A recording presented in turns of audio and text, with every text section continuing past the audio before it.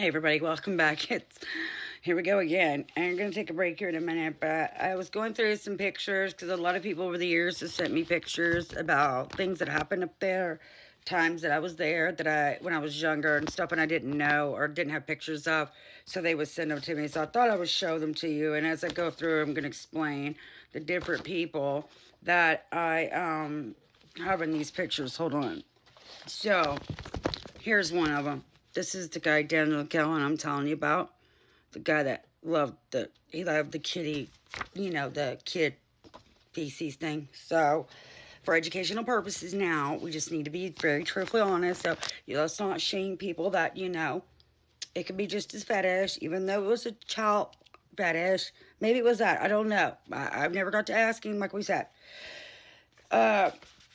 One thing I noticed about in these pictures is that every time you see me being photographed, you can see one or two things always happening.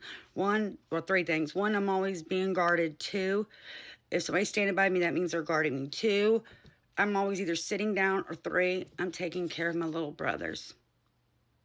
And see, later on, I found out some of the sick things they had said or told people that I had done that was just like, what the frick? Like, nobody even knows that kind of stuff when you're that kid, right? But, meaning, like, they would say, like, there's a thing about kerosene lamps, I'll tell you later.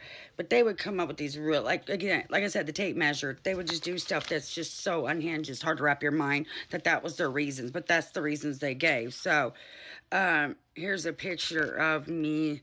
Here's one of me and my brother. I didn't even know I had this one, y'all. I just found this one. I never knew I had it. That was at the end. That's at the very end of it all. Here is another one of me holding my little brother. You can see me. Sorry, I'm not good at this. There I am right there. You can see me. And there's Cheryl McRae, the one that really loved to torture me. And then there's Daniel Gallant. We all know who he is.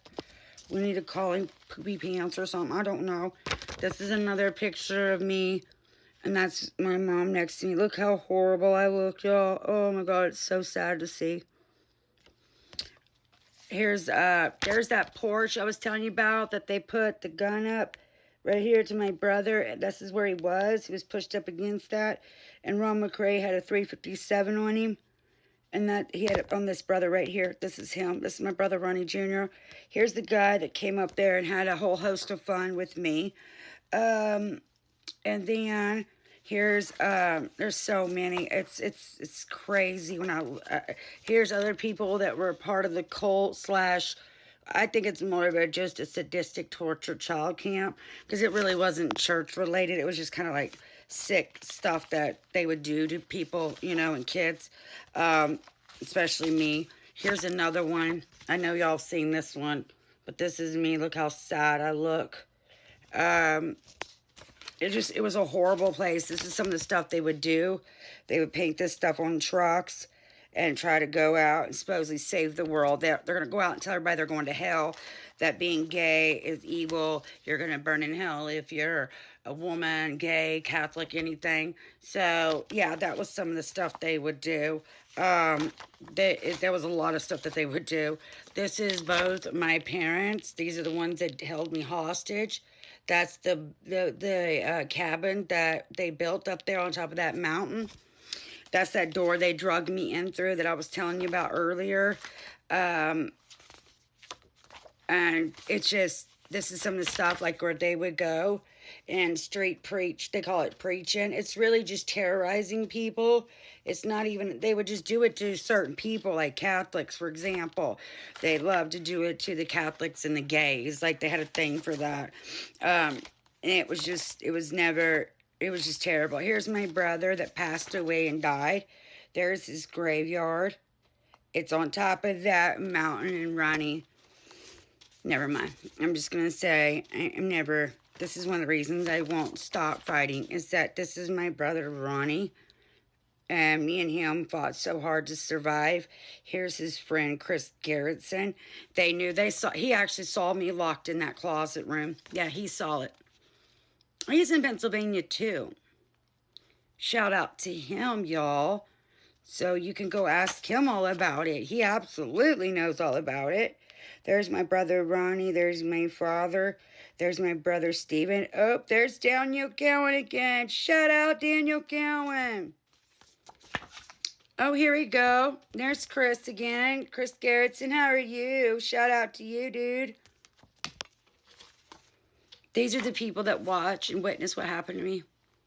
Oh, guess who showed up again? Daniel Cowan. Now, there was a running rumor that he was the father of the two younger boys, but who knows? Who would even know? Then there's me. There I am, right here. There's my brother, Ronnie Jr. Oh, there's Chris Garrettson again. Hey, Chris, shout out. You could talk about what happened to me on that mountain. I'm totally cool with it, dude. 100. You can all remember back in the day we used to talk. Boo, I kept all those receipts. So you can talk, you can speak about it openly. I'm not going to hold you. I would never be upset. I want you to talk about it. Okay? So this is one of the incidents. See these kerosene lamps? This is me. There's Dan. Oh, Dan going again. Bingo. Boy, he loved showing up, didn't he? He was such a supportive in helping, make sure that Cherie stayed in that closet locked away. feces. He was education purposes only. And I don't think anybody here was being starved, if I remember correctly. Oh, yep, there's Aaron Maines. How you doing, Aaron? You can talk about it, too. Oh, Chris. Whoops. Is that... Oh, there's Daniel Gown again. God, he's popular in these sets of pictures. Oh, this is a good one. Take a good look, y'all. You see that? Let me show you. If you look real close, the discolorations, that's where they had the wood over the window. That's where I lived year after year after year in there. Eventually, they boarded up the window. They had the sheetrock. They used to have the sheetrock on the front porch. One time, that used that for a door. They put it over the door, the sheetrock, to keep me in there. So, yeah, that was another thing. Then they eventually put a door with those old key locks, like the clankers. Yeah, that was Cheryl McCrae. She was good with the decor on the doors, because the 2x4s and the other wood they would put over the door, like you see in horror movies, how they put wood down the door. So, yeah, it was not very pretty, and, I understood where Cheryl was coming from, because she was like, hey, I need better, so I need a door, and I definitely need a lock with a key. She carried it. I guarantee you, the key was in her pocket right here, right now. There I am. Ask everybody. We should get that key and make it a necklace for her. Oh, guess what? Now, I don't think he starved. I don't think so. But, you'll have to ask him. Because you can definitely see in these pictures how much skinnier we were versus other people. Oh, shut the door. Here is, if I get it correctly, this is the tree that, if I can get it, it's over here. I see it backwards, so it's hard. Right here, this would be, I think, the oak tree that they beat me up for hours on. They took chunks out of my feet and stuff. Yeah, we got the scars for that, too. Scars, you're beautiful, I'm not sure.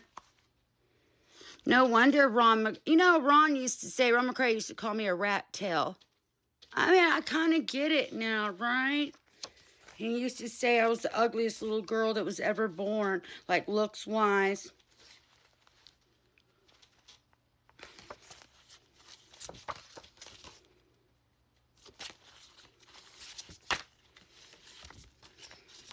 These are just, here's some more.